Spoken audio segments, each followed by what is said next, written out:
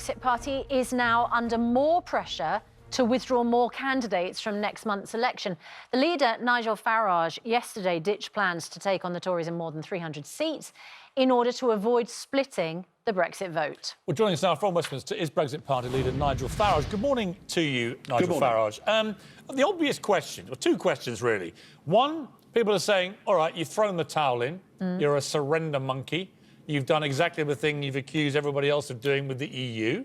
So I'm going to ask you about that. But secondly, Daily Mail front page, congratulating you on what you've done, but saying it's not far enough. You have to give ground now on the marginal seats. Yeah. So well, look, there are two planks of attack. Are you a surrender monkey, and are you going to go on surrendering? Oh, I fought valiantly for 25 years to get Britain out of the European Union, but I couldn't accept Boris Johnson's deal as it was. You know that. I've discussed that with you.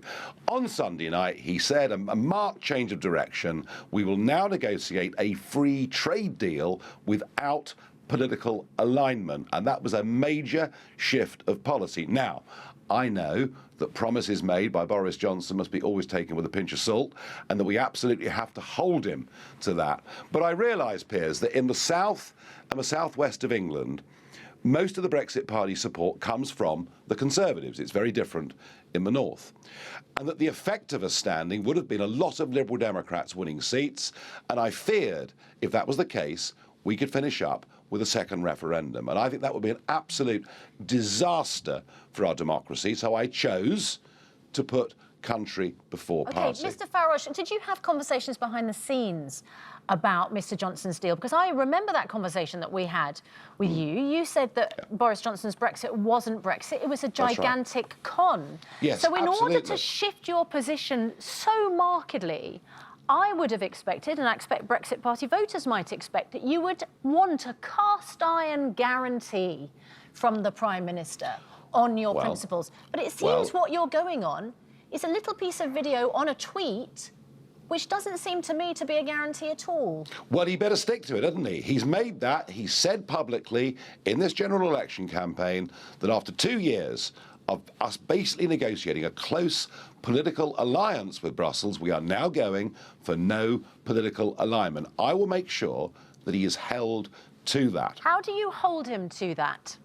By fighting the other 300 seats in the country, by having a proper debate in this general election campaign, and crucially, we've got to get Brexit Party MPs into Westminster to make sure those promises are kept. If you fight these marginal seats, this is the real issue, it seems to me. You've said, right, we're not going to fight where the Tories won last time. That's fine. They would probably win most of those seats again anyway. The real battleground... No, well, OK, it's an arguable point. Absolutely not. They are under, in the south and the southwest, huge pressure from the Liberal Democrats, all right? It's a very different set of circumstances. OK, my question was this, though. If you accept that this is a tactical thing that you're doing, then why would you not include the really close marginal seats? Because those may be the ones that decide the election. They may decide, actually, whether Brexit happens at all. Because the close marginal seats are Labour seats. They are in the Midlands, they are in the North predominantly, and they're areas in which the Brexit Party takes more Labour votes than it takes Conservative votes.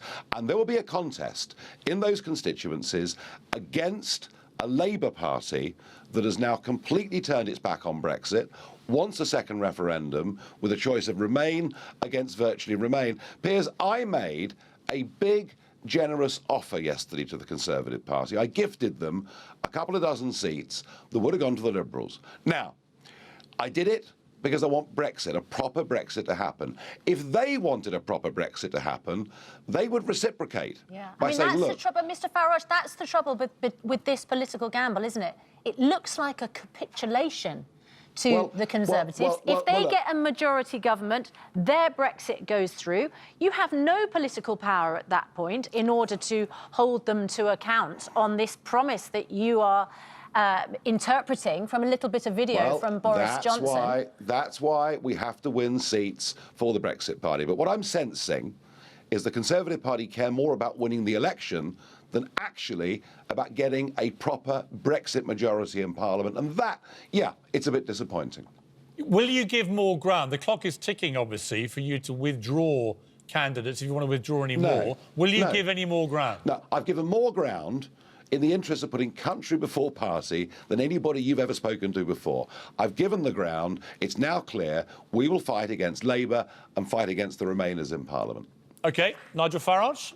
We'll hold you to that. Look forward to having you on again soon to see whether you kept your word. Tomorrow, I'll tell you. OK, yeah, OK. Oh, OK. Well, I'll be back tomorrow. All right, we'll talk to you tomorrow. Fine. Cheers, Nigel Farage.